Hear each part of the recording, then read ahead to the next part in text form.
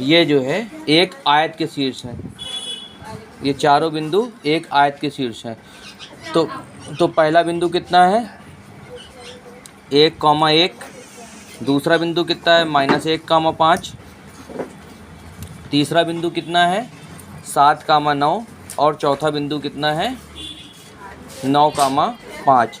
अब सुनिए, आयत का शीर्ष प्रूफ करने के लिए क्या होता है, ये चार बिंदु दे दिए हैं, कह रहा सिद्ध करो कि ये एक आयत का शीर्ष है। तो आयत का शीर्ष प्रूफ करने के लिए करना क्या पड़ता है, सबसे पहले हम चारों साइड निकालते हैं। साइड में क्या करते हैं, अगर आमने सामने के साइड्स बराबर हैं तो फिर इसके बाद क्या करते हैं, इनके विकर्ण की लंबाई निकालेंगे, ये विकर्ण की लंबाई निकाल लेंगे। अब अगर दोनों विकर्ण बराबर आ गए तो फिर ये आयत है, और विकर्ण बराबर नहीं है तो आयत नहीं है। सबसे पहले इस पॉइंट को हम ए कह दे रहे हैं, इसको बी कह दे रहे हैं, इसको सी कह दे रहे हैं, इसको डी कह दे रहे हैं। अब देखो, दो बिंदुओं के बीच की दूरी d बराबर फार्मूला क्या होता है, √x2 - x1 का whole square plus y2 - y1 का होल स्क्वायर। अब पहला पॉइंट क्या है, पहली रेखा ए बी है ना, तो सबसे पहले हम ए बी निकाल लेंगे। तो ए बी कैसे निकलेगा, x2 कितना है -1 है, -1 माइनस और x1 कितना है 1 का होल स्क्वायर, y2 कितना है 5 -1 का होल स्क्वायर। ठीक है, यहाँ y2 5 है। तो अब देखो, एक और एक मिलकर के कितना हो गया -2 का स्क्वायर, 5 में 1 गया, कितना बचेगा 4 का स्क्वायर, 2 दूनी 4, 4 चक्को 16, √20 हो गया, 4 पंचे 20 होता है, तो 2 √5 हो जाएगा। ठीक है, ए बी कितना आ गया 2 √5 मात्रक।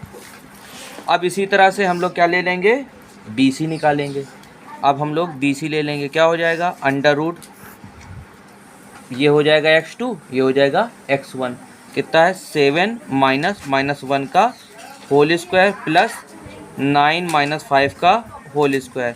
तो क्या हो जाएगा 7 माइनस हो जाएगा प्लस 1 का होल स्क्वायर, और 9 में से 5 गया, कितना बचेगा 4, 7 और 1 8 का स्क्वायर प्लस 4 चौको 16, 8 का स्क्वायर कितना हो गया 8 64, 64 और 16 मिल गया, कितना हो जाएगा 80 हो जाएगा 80, और 80 होता है 16 पंचे 80, यानी 4 √5, कितना आ जाएगा 4 √5, ये हो गया। अब इसी तरह से हम लोग क्या ले लेंगे, सी डी, x2 कितना है 9 -7 का होल स्क्वायर, 5 - 9 का होल स्क्वायर, तो क्या हो जाएगा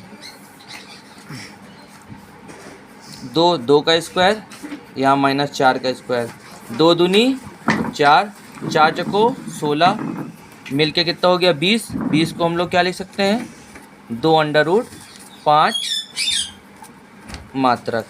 ठीक है, अब इसके बाद क्या आ जाएगा डी ए, चौथी साइड क्या आ जाएगी डी ए।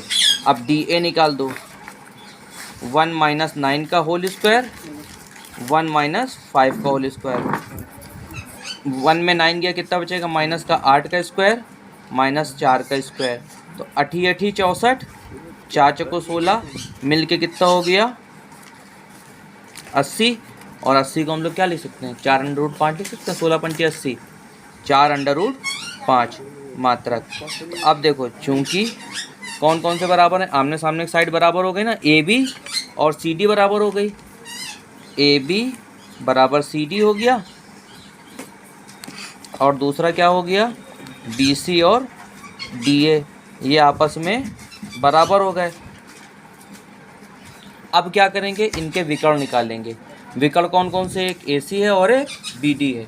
अगर ए सी और बी डी बराबर आ गए तो ये एक आयत के शीर्ष हैं, और अगर बराबर नहीं आ रहे हैं तो एक आयत के शीर्ष नहीं है। तो अब क्या निकालेंगे, सबसे पहले ए सी विकर्ण ए सी। अब देखो ए सी में क्या हो जाएगा 7 - 1 का स्क्वायर, 9 - 1 का स्क्वायर, अब देखो 7 में 1 गया, कितना बचेगा 8, 8 का स्क्वायर, ये भी 8 का, तो 8 8 64, 8 8 64, तो ये हो जाएगा 4 4 8, 6 2 12, 128 हो गया। इसी तरह से हम दूसरे को ले लेंगे, कौन है, बी डी। बी डी कितना कितना है, 9 माइनस 1 का होल स्क्वायर और